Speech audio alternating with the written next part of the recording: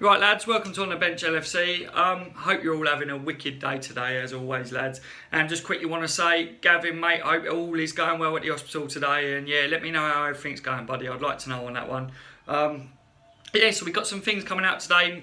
More updates on Virgil Van Dijk and what happened in the last transfer window with him. So they're very interesting. But quickly, I just want to say I'm going to do a match build-up show tomorrow for like the Seville game. And we'll talk more in depth about it. But something that's come out today is that they're missing Nolito for the game against us. So that's good news, really. Like, obviously, Nolito is a good player and we all are well aware that he's fairly good. So yeah, wanted to give you guys that update quickly as well. Want to say as well that Mane and Trent Alexander-Arnold, they've been put up for some awards, so it's brilliant news. I think Mane's been put up for the Premier League Player of the Year award and Trent for the Rising Star award. So yeah, like, it's always good, isn't it, lads, that some of our players are up for the awards and that. It just shows that they're quality, doesn't it, really? So we all know that anyway, don't we? Interesting fact as well, guys. Do you know that with Mane in the team, we win 61% of our games, and with him out the team, only 44%, which, that's crazy, isn't it, lads? We all knew we're going to miss him when he misses them few games for us, but yeah, I just think that's absolutely madness, and I thought that's an interesting stat that I'd like you guys to know about if you didn't already. I know some of you subscribers are well clued up. Talking about my subscribers, I just want to say a massive thank you to everybody that is still subscribing to the channel. All you originals, you're all absolute legends. It does mean a lot, guys. And I noticed that after the draw had gone that some subscribers did go down, which I knew anyway, because it just shows there's some people that only subscribe to the channel to get the tops. But yeah, all is well. It's still going up, lads. And yeah, massive thank you to everyone that's subscribing. All of you supporting me. You're all absolutely amazing. So apparently, there's been talk as well about the red card situation with Mane, and obviously it's been a few days now, and I told you guys that it's split completely around the world over whether it should have been a red card or not. Then there was an incident where Richie did the same sort of incident, if you know what I mean, like his foot was up high, kicked a player basically in the face, same sort of thing, and he only got a yellow card, which, let's face it, that's one of the things that really annoys us lot, innit? We're not doubting that red cards should be given for certain things, but the refs need to get the decisions right. Well, something that I'm reading today is that they're coming out and saying basically that Richie should have had a red card as well, not that Mane should have only had a yellow card. So that's very interesting. I'd like to know what you guys think on it. Do you think that they should have both been given a red card, or do you think that Mane should have only had a yellow card like Richie? I'd like to know what you lads think on that. But yeah, shall we talk about Virgil?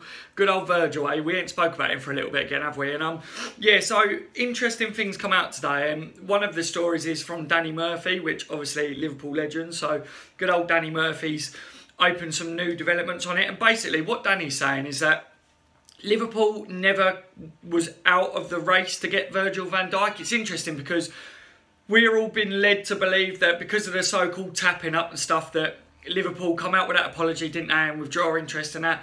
But Danny Murphy, which I'm saying about Danny Murphy saying this is because it's funny actually, because his company represents Virgil van Dijk as well, the same company that represents him. So I do kind of believe what he's saying here. And Danny Murphy said that it was down to money and not the tapping up thing. It was Southampton wanted to hold out basically for more money because they was waiting to see whether Liverpool sold Coutinho and then they would have got more money for Virgil.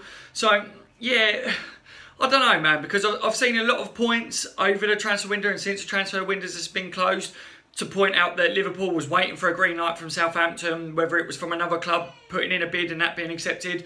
But one thing that Danny Murphy did say was that Virgil was pretty set on his move to Liverpool and thought that the deal would happen in the last transfer window. And there's also been someone close to Virgil come out, and it does make me laugh when I always go, someone close. I'd like to know whether it's his nan, his granddad, his brother. Do you know what I mean? Like, I'd just like to know who it is. It just makes me laugh when I say a source close to the person, or a friend, or whatever, or family member, but someone close to him anyway, lads. Has apparently said that Virgil was pretty sure that the deal was all done. All the personal terms was agreed with Liverpool.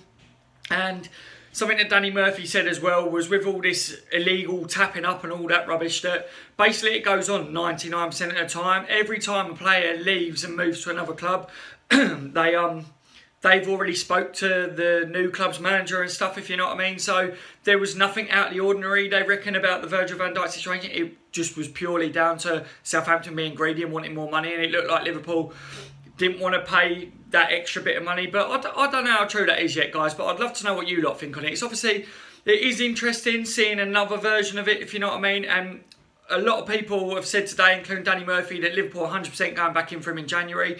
So that's all good. And apparently Virgil Van Dijk still really wants to move to Liverpool. He thought it would have been done in the last transfer window. So, yeah, obviously he's back playing for Southampton now. And one of the reasons that they're saying that he wasn't allowed to move is because Southampton got like a new investment into the club. So they felt that they didn't have to sell players. So, like, apparently Liverpool would bid around 50-55 million for Virgil, and Southampton before would have probably accepted that, but once they got this investment they was in a stronger position to be able to say no, we want more money.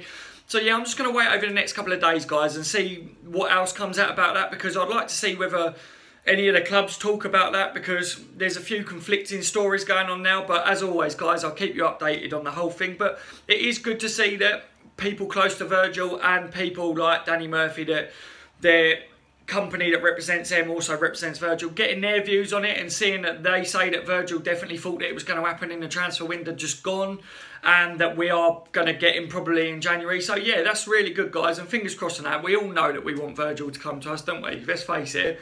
But yeah, so that's pretty much all I wanted to touch on today, guys. I just wanted to let you lot know a few of the things that I've read and what's come out and that. And if there's anything breaking later on to do with that Virgil story, then I might do a video later on. But if not, it'll be tomorrow.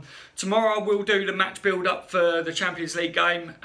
Yeah, so hopefully all you guys will leave a thumbs up on the video for me. And yeah, subscribe if you haven't already, lads. I'm out. Take care, you lot. I'll speak to you later on.